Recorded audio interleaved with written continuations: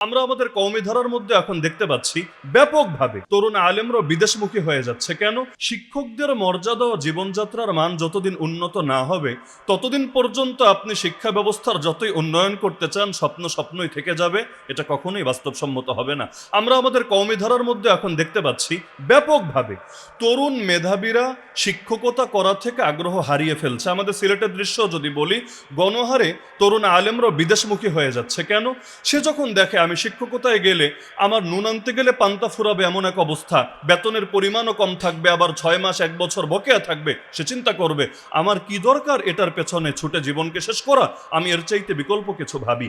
আমাদের বাংলাদেশে শিক্ষকদের জন্য সম্মানজনক বেতন কাঠামো যদি নিশ্চিত করতে না পারি, তাহলে মেধাবীরা দিনকে দিন শিক্ষকতার পেশা থেকে আগ্রহ হারিয়ে ফেলবে এবং কেউ ব্যবসা বাণিজ্য, কেউ বিদেশ যাওয়া ইত্যাদি কাজের মধ্যে জড়াবে, যার পরিণতি কিন্তু পরবর্তী প্রজন্মের জন্য মোটেও ভালো হবে না।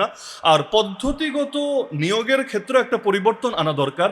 মেধার যোগ্যতার ভিত্তিতে যদি নিয়োগ না দিয়ে দলীয় চামচামির ভিত্তিতে নিয়োগ দেওয়া হয়, যখন যেই দল ক্ষমতায় আসবে শুধু তাদের লোকদেরকে নিয়োগ দেয় আর অন্যদেরকে বঞ্চিত করার চেষ্টা চালায়, তাহলে এই জাতি কখনোই এই ক্ষেত্রে মান সম্পন্ন হতে পারবে না, বরঞ্চ তারা এই ক্ষেত্রে পিছিয়েই থাকবে। আমরা দেখেছি এই দল ক্ষমতায় আসতে না আসতে ব্যাংকে বলেন, ভার্সিটিতে বলেন, প্রতিটা ক্ষেত্রে নিজেদের চামচাগুলোকে এস্টাবলিশ করতে গিয়ে অনেক মেধাবী থেকে জাতিকে বঞ্চিত করেছে।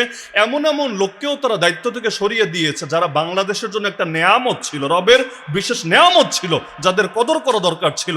একটা কথা মাথায় রাখবেন, যারা নেয়ামতের কদর করে না আল্লাহ তাদেরকে নেয়ামত দেয়ও না। লা ইন শাকারতুম লা আযীদান্নাকুম ওয়া লা ইন কাফারতুম ইন্না আযাবি লাশাদীদ।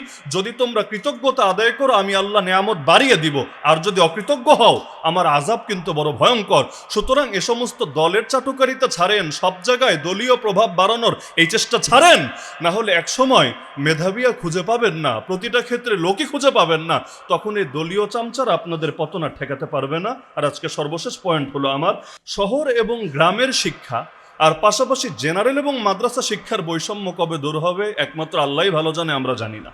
গ্রামাঞ্চলে এখনো পর্যন্ত বহু শিক্ষা প্রতিষ্ঠান এমন আছে যেখানে অবকাঠামোগত উন্নয়নও নাই, আবার শিক্ষকদের মানও এটা উল্লেখযোগ্য পর্যায়ে নাই। আর মাদ্রাসা শিক্ষার ক্ষেত্রে একজন মাদ্রাসার প্রিন্সিপাল আমাদের মোশাররফ ভাই, তিনি তো আলোচনা করে গেলেন যে মাদ্রাসা শিক্ষার ক্ষেত্রেও দেখা যায় যে এখানে শিক্ষকদের মান যাতে ঠিক থাকে, পাশাপাশি অবকাঠামোগত ক্ষেত্রেও যাতে বৈষম্য না হয়, এটা নিয়ে এখনো পর্যন্ত আশাব্যঞ্জক কোনো পরিস্থিতি আমরা দেখতে পাচ্ছি না। জুলাই গণ অভ্যুত্থান উত্তর বাংলাদেশে এই বৈষম্য দূর হওয়া দরকার। পাশাপাশি দরিদ্র ও বিশেষ চাহিদা সম্পন্নদের জন্য বিশেষ সুযোগ রাখা দরকার। কত মেধা ঝরে যায় শুধুমাত্র এগুলোর যথাযথ পরিচর্যার অভাবে, অথচ দরিদ্রদের জন্য এবং বিশেষ চাহিদা সম্পন্ন যারা রয়েছে তাদের জন্য যদি আমরা বিশেষ পরিবেশ তৈরি করতে পারতাম, তাহলে এদের ভেতর থেকেও বড় বড় ব্যক্তি তৈরি হতো এবং এটা সম্ভব ছিল। পাশাপাশি আমি মনে করি ইন্ডাস্ট্রি এবং একাডেমিয়ার একটা মেলবন্ধন হওয়া দরকার। বিশ্ববিদ্যালয়গুলোর সাথে বিশেষ করে দেশি বিদেশি শিক্ষা প্রতিষ্ঠান ও ইন্ডাস্ট্রির সংযোগ তৈরি হওয়া দরকার, যাতে শিক্ষার্থীরা সরাসরি চাকরির বাজার ও গবেষণার কাজের জন্য প্রস্তুত হতে পারে।